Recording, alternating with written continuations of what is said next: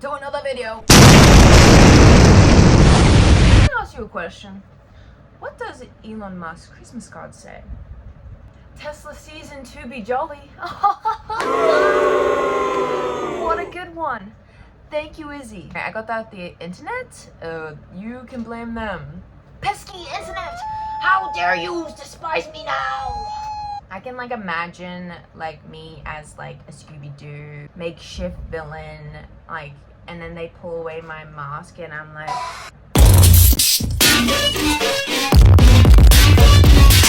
it would be a passion. I mean, I was always disappointed when in Scooby-Doo they would reveal the mask and it wasn't actually a ghost. It was human, because humans are the monsters. Real eyes. Real eyes. That's deep. You know what else is deep? I said, hold up, wait a minute, something ain't right. Tic-a-taca. Before I keep going, this audio will be shit because of this and because I don't have a microphone, so sorry. Imagine me. I'm scrolling on TikTok, going through my daily news, trying to catch up on the world-shattering next thing that will end the planet in an extinction that is undeniable and imminent at any point, inciting fear every time I go on the app, but I keep going back like a toxic ex. And then I stumble across Elon Musk, and Elon Musk is not a secret to us. If you've been living under a rock like Patrick Stars, I would count your lucky stars that you didn't know him. Elon Musk, CEO of Tesla, SpaceX, and this thing called XAI. Not cool, Elon. Try to make me AI. You know the guy that changed Twitter, the name to X for some reason? Well, I've got some news to inform you. He has recently become a trillionaire. And I found this out through Billie Eilish's story, which she made very transparent in a very polite way that she disagreed with him. I'm a very big chronically online person, so I clicked the comments. Never do it, ugh.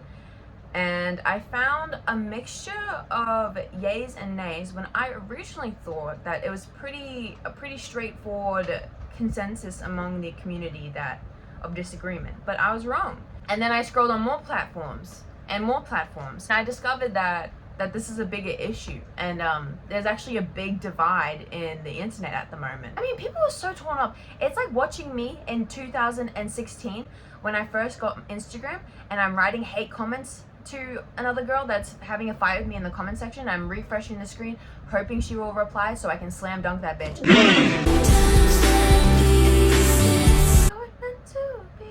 And once I went down that rabbit hole, I found out the world was flat and so much more.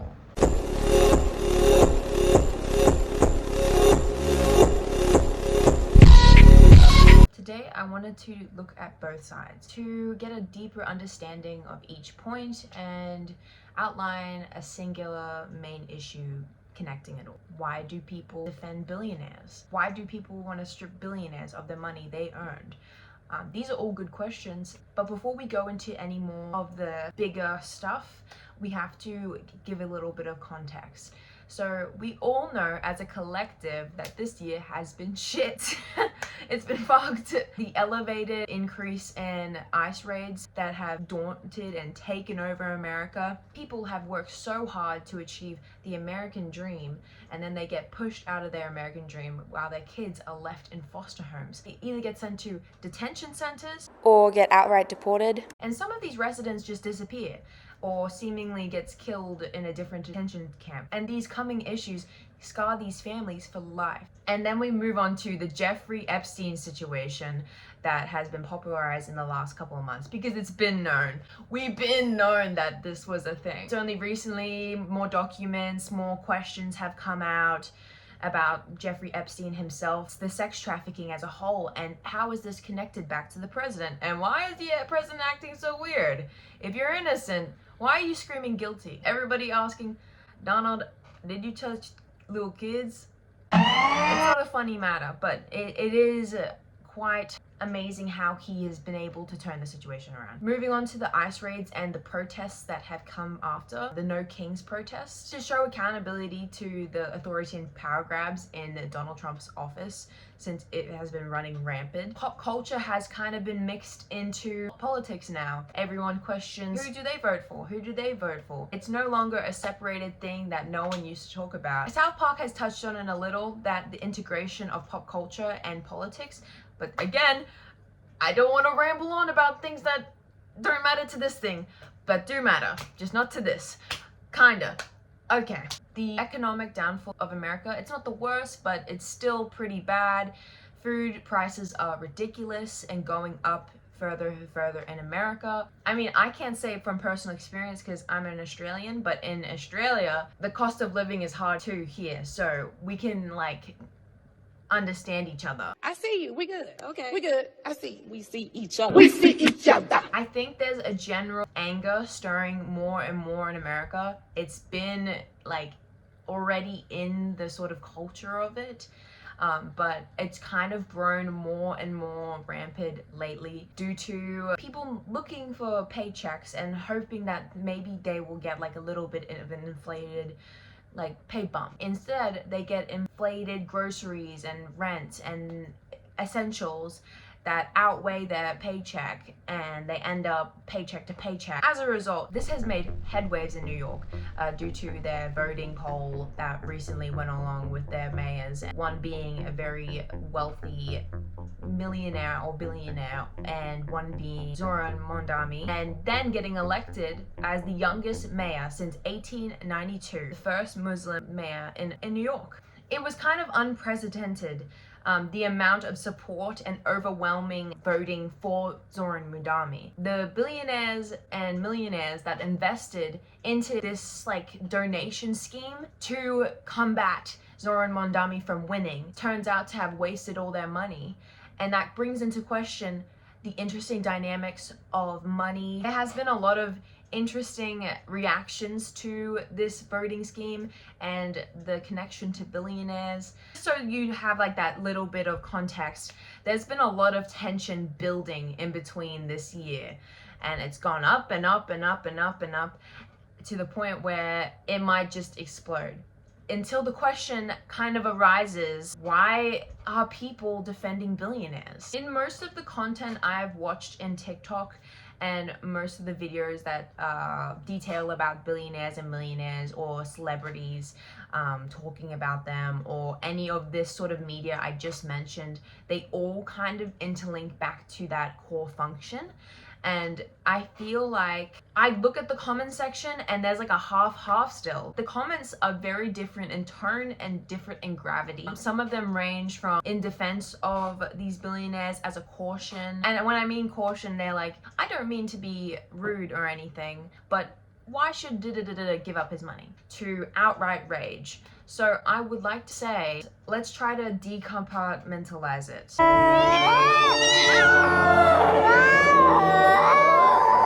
There is a lot more elements in this perspective than I would have anticipated.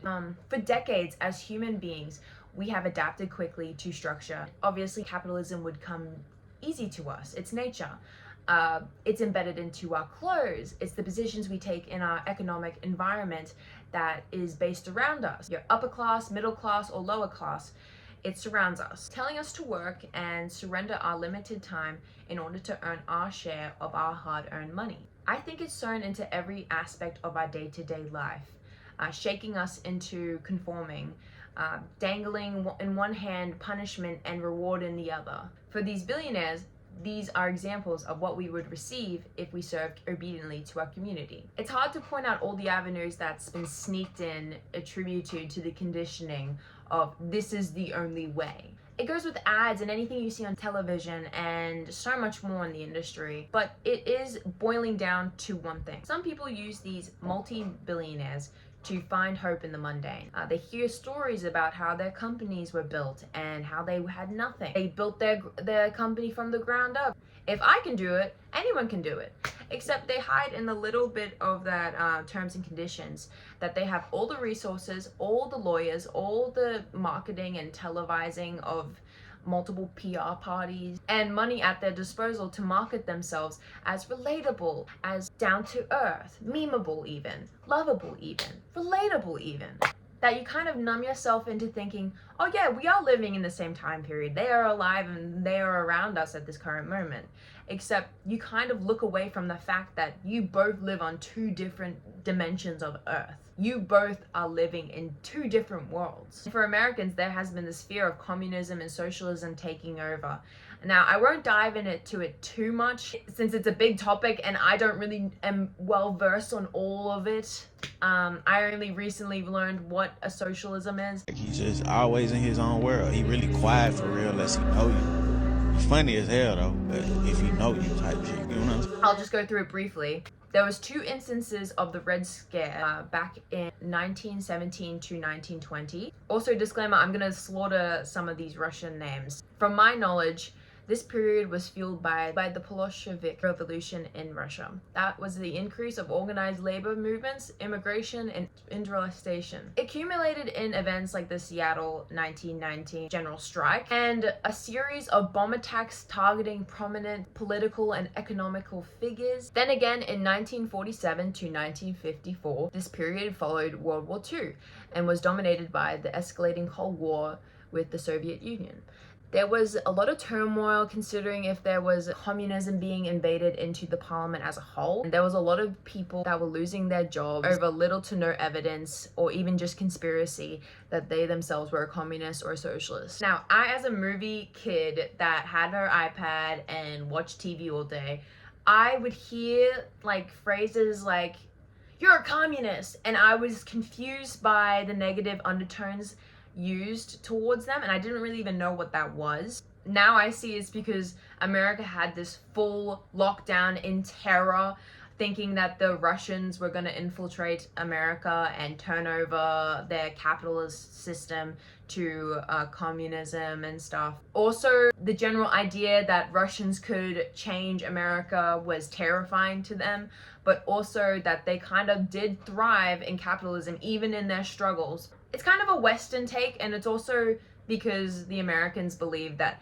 they had worked really hard and they thought it was all going to get rinsed away and that their earnings will no longer be theirs. It will be a part of like a Russian movement integrated into their country. So they felt like they were almost getting robbed from inside their own country. And the fear of their money isn't going to be only their money, it's going to be everyone's money. Becoming like a hostile fear that made people violent. It divided a lot of people and a lot of countries, and you can look back on the history. A lot of capitalist figures and economic figures talk about socialism and communism being the devil, or a lot of people just talking down on those ideas as dangerous or ineffective. I don't know, there's just a lot of things that have been scrapped from the internet from that period of time where people were like, guys, socialism and communism is bad.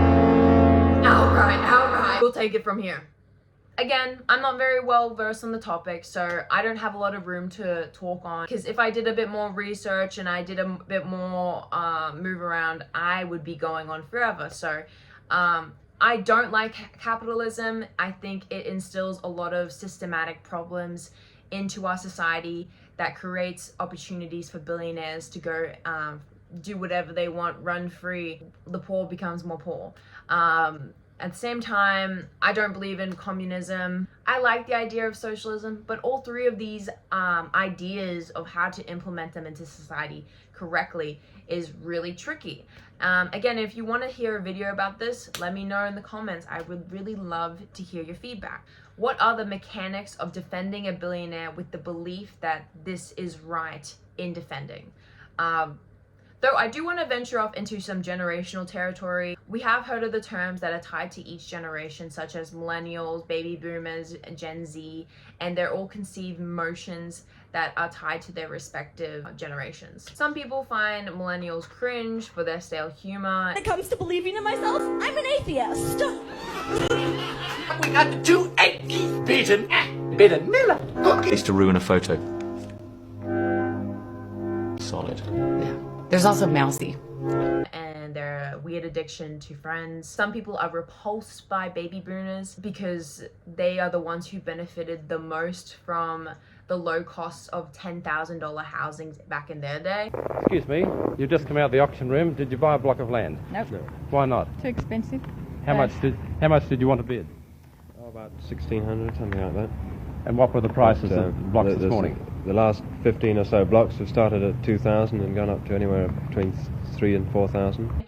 That are resulting now in $1 million properties. And the one that relates most to our talking point is the perceived conception from the older generations that Gen Z don't work hard enough for their money. Gen Z are complainers first, working second. That we don't get enough money because we're not working hard enough for our money. And there's this overwhelming sense of superiority from the older generation for their enduring the years of sucking it up and carrying on in work in silence. I mean, that's why you hear so many stories about older people coming into cafes and you say, "What would you like for today?" In response, they tell you grueling stories of traumatic instances in the workplace, their dedication to working hard. Since they were never really able to communicate with their team leader or their manager for fear that they might lose their job, because back then, having a consistent job was the norm. Having a committed job where you were there for decades upon decades was your standard stable household figure type.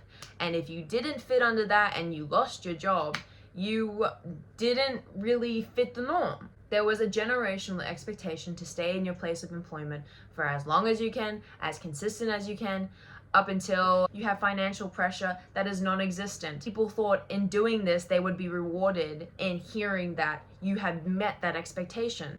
Hence, my friend died while I was managing a machine.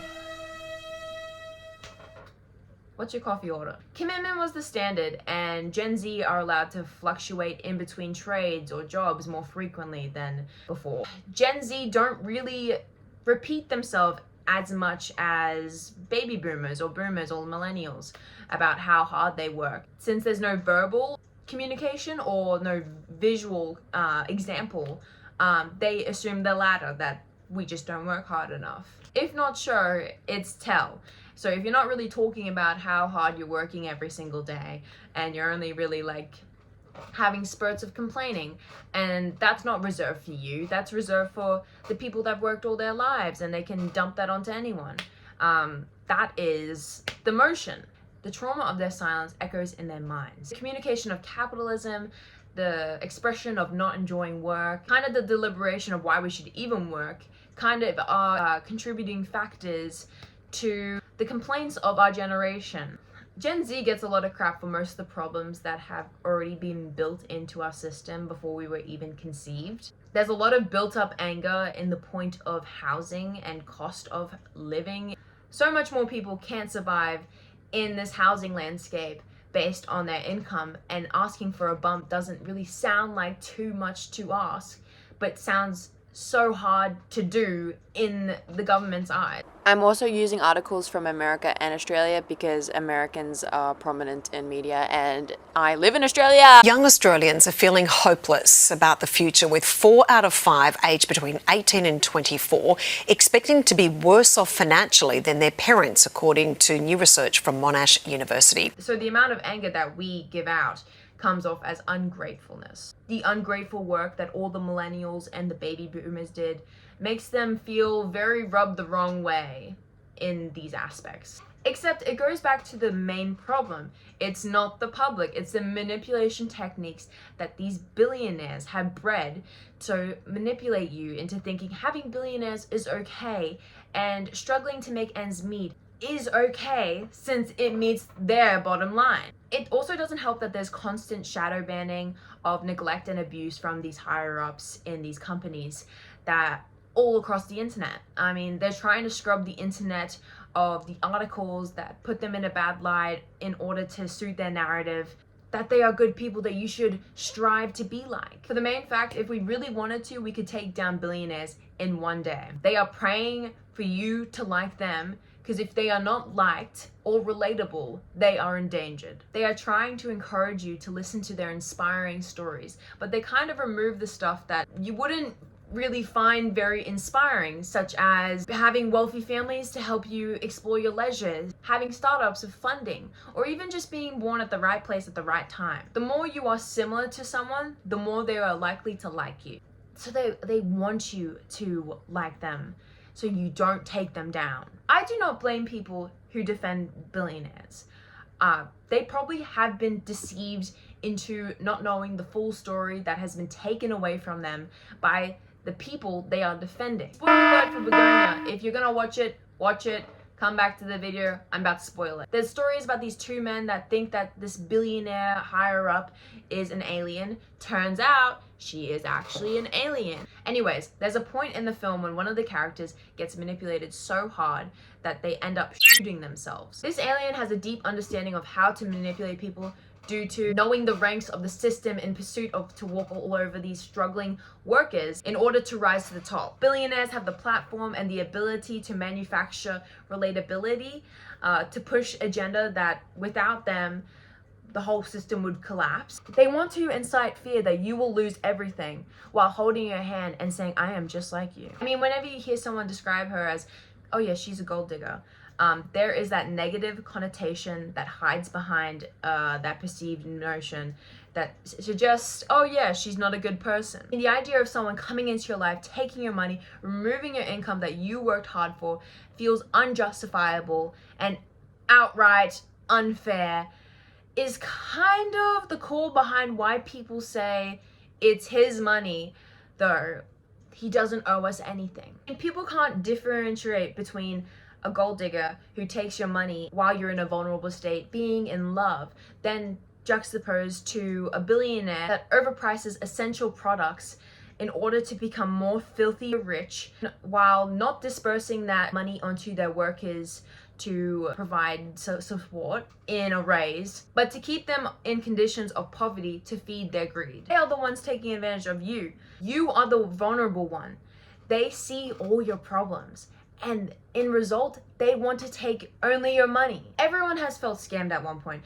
If it was a caller on a phone saying that your tax rebate didn't go through properly and that they need your digit cards, or if in my case, I got $1,100 scammed off me for a Facebook marketplace ploy.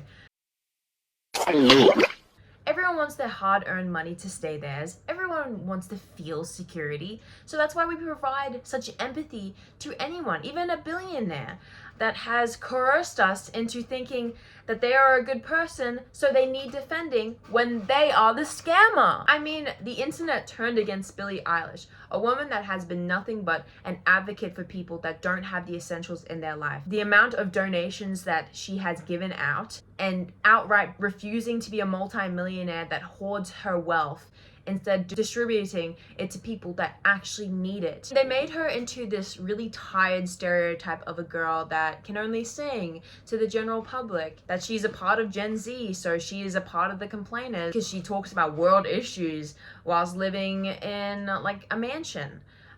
When she is literally giving away her money actively every month. And they turned Elon Musk into this inspirational, multi-purpose man that has generated income across multiple companies, providing jobs and re-evolutionizing the state of eco-friendly cars and space transportation. I just wanted to get on because I want to say how laughable, like genuinely laughable, how the criteria of filming like a go-through of The Office to show the humble beginnings of a desk that, oh, it's not too shabby, but it's what I can do. It's actually crazy that they do it in every fucking video. Like every single video they do it. Like, look. It's my office over there, actually. We really try to minimize. Now, I've heard a lot about your desk. It's a door with 4x4s. Come on. Yeah, come on. Humble beginnings. This shit is literally a cliche. It's a fucking cliche! Okay. In reality, he has been failing in Tesla for years. There has been so many cases of cars going rogue, getting into accidents or blowing up because of the use of the materials in the battery. Most of the Wrong. None No, Izzy, it actually isn't. This is a fact check and this is wrong. But what is right is Tesla has earned extra money by selling emission credits to other car companies. These credits help other companies meet the government pollution rules. In early 2024, almost half of Tesla's profit came from selling these credits. So instead of paying for the carbon emissions tax from the government, they actually just buy out a label to put on it, even if they're not following their carbon emissions guidance and still not paying the tax. Instead of getting fined for not meeting their clean car numbers, they can just buy emission credits from Tesla due to the fact that they are already meeting their targets because all their cars are electric and the government requires car companies to hit a certain low pollution / clean energy target. So it just kind of makes it all easier. I thought my point was actually wrong about Tesla. I thought, oh my god, so they are doing all right. But the only reason they are doing okay at the moment, and only at this moment, is because they have directed their solution to the credit towards other cars. Once the other legislations come into effect in 2 years, he will be unable to do that. And the only reason he did this to begin with was because he was losing money. Tesla is genuinely failing. Which is destroying the planet. So it's kind of anti-eco-friendly that he's going for. His parents, May Holderman, is a model and a dietitian, while his father, Elon Musk, an electromechanical engineer, pilot, sailor, consultant, emerald dealer, and property developer, who partly owned Televerty private nature reserve. Nepo baby. The hell? Eat a tree from. Did you eat? Let me ask you again. Did you? Who is also known as a Nazi. You eat a tree from right here? Who has ideas of purist worldviews that are related to other public figures that generally have neo-Nazi white communities following in suit. He was also present at a Skype or a FaceTime call at the anti-immigration day in London. And speaking of Elon.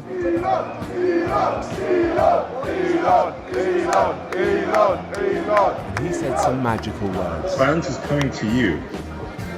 You either fight back or you die. You either fight back or you die. Wise words, Elon. I'm so glad that a man with as much influence as Elon Musk is saying statements that can be interpreted in very extreme ways. Made me ready for war. He invested in Trump winning the election and went on to endorse Trump. The unemployment rate has risen by 4.4%, which is quite a lot. Price of food / rent is becoming unbearable. And then just trying to deflect it and pin it on the immigrants who have integrated into this country to make a better opportunity is it's just disgusting. And now that you know what's inside the mind of someone who defends billionaires, I want to combat that with why we shouldn't defend billionaires.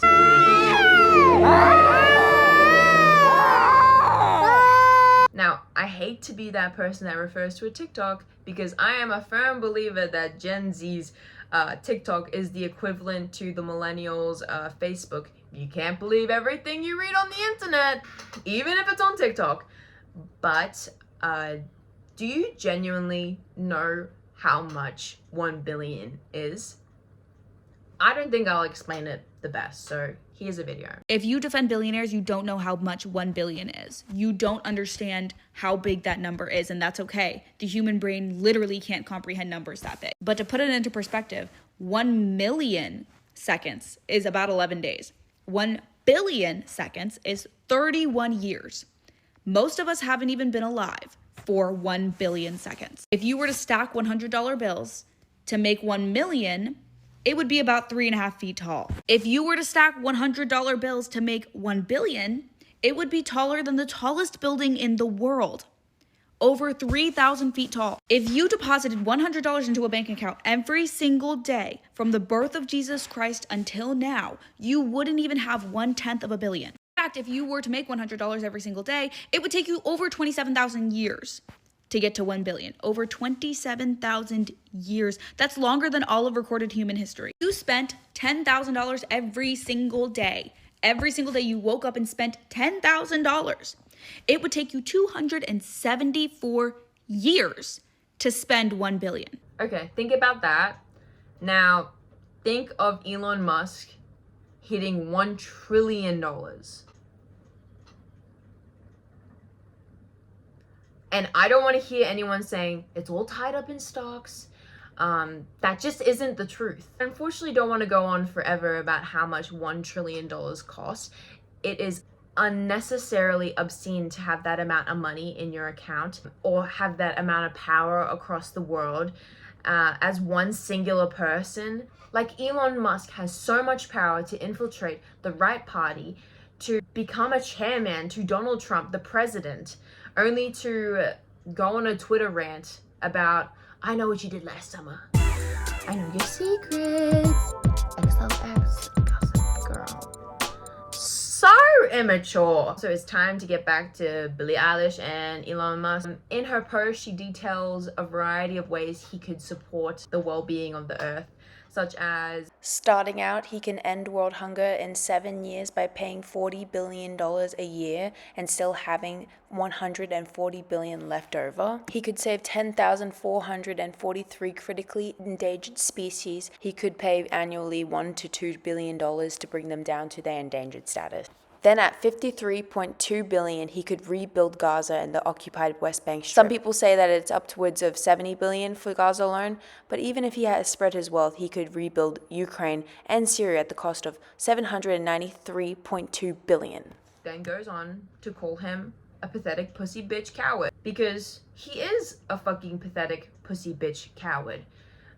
Don't do pussy bitch coward things and not be able to be called out for. A resource from The Guardian states that the richest 1% of humanity is responsible for carbon emissions. And this is a graph. Doesn't that make you angry? They do use this for business, but the majority of it is just for leisure. Also, this fun website called Celebrity Jet Tracker. You can scroll down for free to see your favorite celebs or your favorite billionaires that are relatable, literally damaging the earth. I also want to say this quote: women and girls, indigenous communities, and people living in low-income countries do not have the same resources to protect themselves as the super rich, who are mostly comprised of white men from high-income countries. They instead are left to pick up the pieces after each devastating drought, fire, and flood, widening the economic gap a bit more each time. Take example, the Philippines. At this moment, they are having a flood crisis. A lot to do with their government, just lack of funding for their flash floods that are destroying the community and killing people. The key effects include high frequency and high intensity of weather conditions that create typhoons, rising sea levels leading to coastal erosions, and high frequency in rainfall leading to more flash floodings. Human activities such as fossil fuel use and deforestation add to this problem. So there's so many other countries to mention: Chad, Syria, the Democratic of Congo, Sudan, and so much more. The concept of the rich getting more rich is just the truth. They have been integrating themselves into different positions of powers for generations. We are going to go into the example of investing money against Zoran Mundami, who I already described. People love him. He is like the Princess Diana of New York. He has achieved so much in such little time that it has to go into question, what are these multimillionaires afraid of? They are afraid of his resistance. I think he's been bringing light to the question that is, why are billionaires billionaires? Why do we have people that live in high-rise penthouses and don't pay taxes? It's the question that has sparked a lot of debate in the media and a lot of mix-up. And the sentiment that is, well, we shouldn't even have billionaires, from him was kind of registered as an action to call for something to be done. To the point that these multimillionaires and billionaires have dedicated a trust and donations that are against him. But guess what? They lost so much money. So much money. And he won. So that just kind of sucks for you, loser. This is a bit of a change up. I was filming this at like 3 a.m. in the morning, and I realized as I was watching it how incoherent it was, and these are important things. So I didn't want to just keep on going with it. So this is why you see me in a whole different environment. Unfortunately, with this video, it doesn't get any better, it only gets worse. It's gonna be really uncomfortable to talk about, but it needs to be talked about. Unfortunately, as everyone knows, there's been a considerable amount of years, 2 decades to 100 years, of Israel trying to commit genocide to the Palestinian community by trying to ethnically erase them from the West Bank and Gaza Strip. There's been these built-up aggressions over these large amount of years towards trying to push the Palestinians out of their own land. There's been a lot of history behind it, there's been a lot of murder towards the Palestinians. Unfortunately, this isn't just about Israel as a whole. It actually has to do with billionaires and them funding and profiting and supporting this mass genocide. In the midst of children getting murdered, families being torn apart, systems that have been built into place for these Palestinians, for their culture and their livelihood, have been taken down and killed, brutally murdered. In other cases, such as, I'm sorry to get gruesome, but a woman who was running away from a tank getting crushed and then rolled back over and over until her child was pushed out of her belly because she was pregnant. These IDF soldiers, they get care packages for doing these things from McDonald's and Domino's and so much more to feed these soldiers to kill more people. So the companies you would think that wouldn't support this genuinely support it and benefit from it. There's also other companies such as Airbnb and Booking.com that you would think that were unrelated and wouldn't really be connected, that are deeply rooted in helping and supporting the companies. Here's a list of all the companies that support this genocide and benefit from this genocide. And I do want to mention the facts because the facts are heartbreaking. And this is a very touchy subject, but it needs to be evaluated. At least one Palestinian child has been killed every hour on average by Israeli forces in Gaza for over the 23 months of genocide. It says war, but it's genocide. With the number of children being killed surpassing 20,000, at least 1,009 of these children killed were under the age of 1, with nearly 450 of these babies being born and killed during this mass ethnic cleansing. These are gruesome details and they move me because they are happening as we are speaking. America keeps funding this, and a lot more countries have been funding this, and only recently Canada and Australia have recognized the state of Palestine, and it's been really delayed and kind of just trying to follow their sort of peace sort of tick off things to do so they can look back on their history and be like, oh yeah, we did something. And it's disgusting. The ceasefires have been disrespected time and time again. Food aid is not going into the country, and malnutrition is prominent, and the effects that carry after is so severe that it will be so hard to fix. Towns and cities full of people, full of families, full of communities have been destroyed. Are seeing billionaires take the ownership of that. And this makes me so mad. I feel really emotional right now. I want to say that even though we feel so disconnected from this material through our Instagram or whatever social media you have, and you see all these tragic videos of Palestinians dying, I want to say you have a voice. If you cannot donate, you have a voice. My beautiful friend is right here.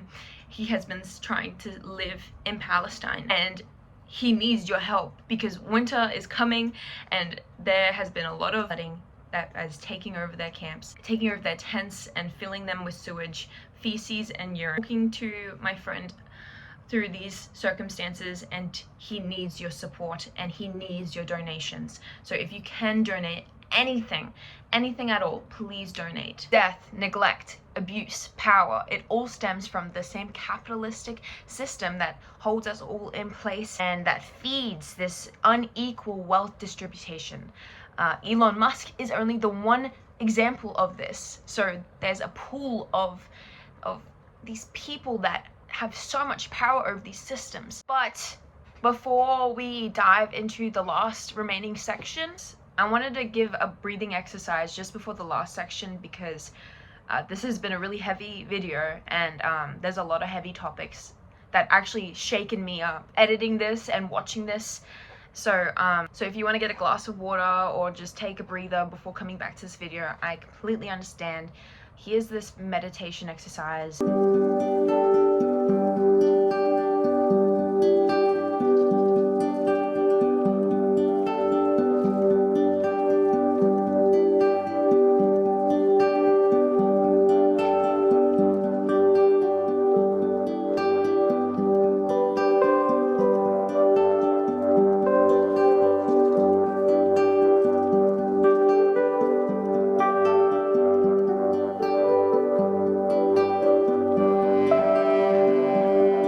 So the main phrase I see carried along through these comment sections of people kind of defending billionaires is, well, they don't really owe us anything.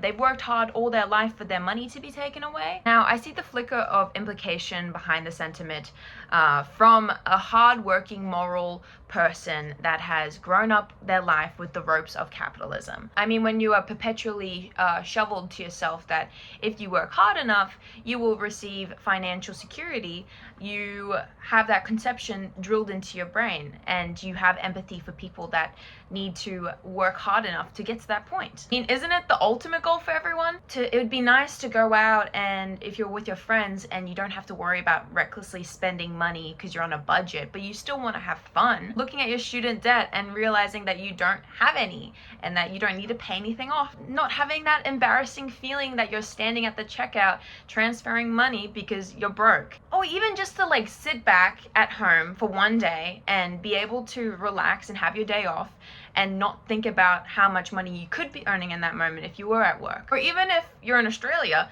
to own a fucking house.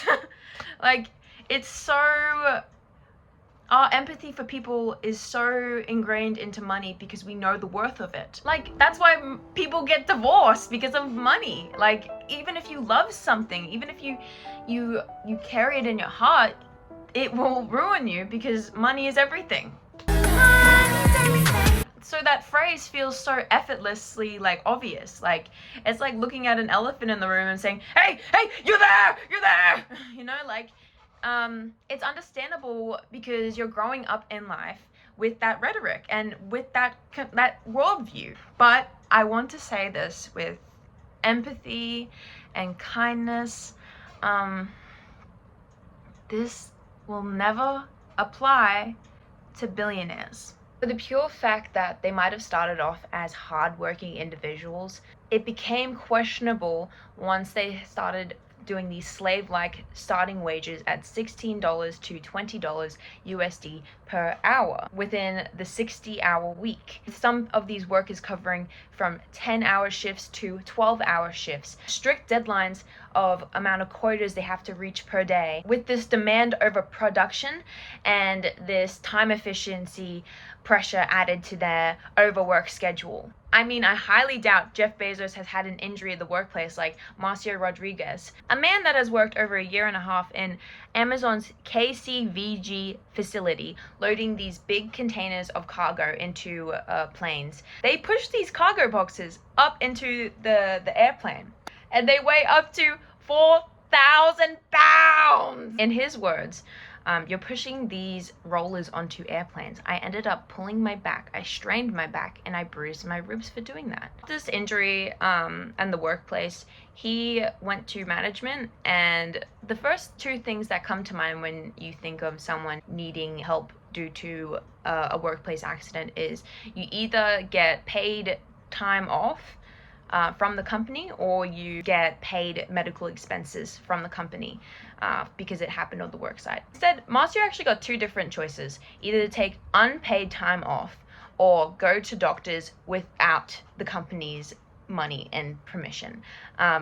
Marcio has children to take care of, people that rely on him, and this company is essentially saying that to get back in line and make money for the big bold man, Just this company alone, 70% of their surveyed workers had to take time off due to exhaustion from these shifts from the past month. And then 34% of these workers have to take 3 to 4 times off more a month due to their exhaustion. These hard workers that have yearned to build their way up into the world, not just for themselves, but for their children. Something as bare minimum as maintaining your health to perform your duties at work, having a healthy body is stripped away from them. And they want to erase these stories. They desperately want you to forget about the people that have been suffering and hurting by these people in power promoting these things. Marcio didn't allow himself to rest. He actually just took 1 day off of unpaid leave and then dived right back into work. If it wasn't for his wife that was working too, they would be actually fucked. Like this article says, for Rodriguez and most workers surveyed, missing time is not an option. Rodriguez's injury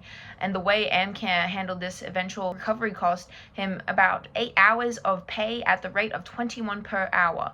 That doesn't sound like a lot, but under this cost of living, it is everything, because there's groceries, childcare, everything to consider under that roof of 3 children. It really brings the question that, should I have more empathy for a guy that can rent out an entire city for 3 days for a Venice wedding beach, like literally interrupting people trying to commute to their day-to-day thing, or a man that just wants medical expenses paid off for the negligence and the pressure of the company? So far, I've discussed one billionaire, one story from one hard worker that unfortunately isn't the only one that has experienced this abuse under these administrations of power, ranging in the thousands all across the country. That is happening right now. I could go on forever detailing these corrupt natures of these non-stop working cultures that are drilled into these companies. So if someone doesn't show up for the 10-hour, 12-hour fiasco of pressure, the next person can, and that person who didn't want to do it will get restricted hours. Like, it just is about who's more desperate to survive. And tragically, I'd hate to say this, but these injuries in the workplace isn't just from accidents or negligence. These actually include, to my shock and horror, attempted and successful, you know what I mean, pregnancies that aren't taken seriously, aren't being supported, fall on deaf ears, not giving them the treatment for accommodation of a pregnancy, but resulting in health complications and miscarriages. Don't be fooled by the mesmerizing feeling that it comes with looking at a billionaire and thinking, I could get there one day. Because I hate to put a fucking cup over your candle. The real good moral people are millionaires that donate their millions that they don't use, that they don't want to hoard around, and they put them into proper donations, and they distribute their wealth humanely, and they know it's a group effort, so they pay their staff well. Millionaires that do that, they understand that they worked hard for what they did, so they deserve to have the luxuries of like a mansion, or like, you know, just to be able to be security free. That is admirable. I see the murkiness of giving up your money that you've worked so hard on. I'm not telling anyone to give their money away. I'm addressing the people that tend to grow their money so much more that they'll never use that money when you already have everything you dream of. That is ungrateful. Not people saying that billionaires should give up their monies when they're trying to make ends meet and they're struggling. It's the billionaires having everything but still wanting and actively choosing to break the backs of thousands of hundreds of people and killing people in the process due to your restrictive practices, all to puff out your chest and say, oh yes, I am a trillionaire. Like, how eco-driven do you have to be, and how much of a little dick do you have to have in order to feel like you have to get that validation in that way? The real greed, the real ungratefulness lies in the people that you look up to. Thank you so much for making it all the way to the end. I want to say everything is alleged, so please don't sue me if you are a billionaire. It kind of proves a point if you sue me, so. I don't have a problem with millionaires. Actually, I don't have a problem with millionaires that donate their wealth and they don't hoard their money and they are eco-friendly. People that work hard for what they do deserve luxury. And like, underline, there's no billionaire that could ever become a billionaire without a climate downfall, or by not exploiting their workers or the people that buy their product and making it incredibly expensive. They will be immoral every single time. It just is not possible. It's not possible to be moral and be a billionaire. Please tell me how you feel in the comments below. If you love the video, like it, subscribe, do what you want to do. Unfortunately, I do have an easy and resolving way that will summarize the video and make it seem as cheesy and comically like, here's the problem and happy ending. There shouldn't be billionaires. Point blank, period. There needs to be more legislation, there needs to be more restriction, there needs to be a lot more investigations within these companies, and honestly, there should be laws against funding a genocide. I'm sorry. Like, stop giving them tax cuts. Stop giving them tax cuts. Just outright billionaires as a fucking no. Billie Eilish was right. And if you somehow are a billionaire or a millionaire watching this, think about putting your money towards this beautiful Palestinian man, because he needs your support. Donate if you can. I'm also, at the end of the day, just someone who is very chronically online. So I have no human studies or no other like political degree. So that, just want to say that. I also think you should support the Sudan and Congo donations, because I had a lot to say in this video and I couldn't cover all the bases. So I hope you enjoyed this and have a good day. See you around.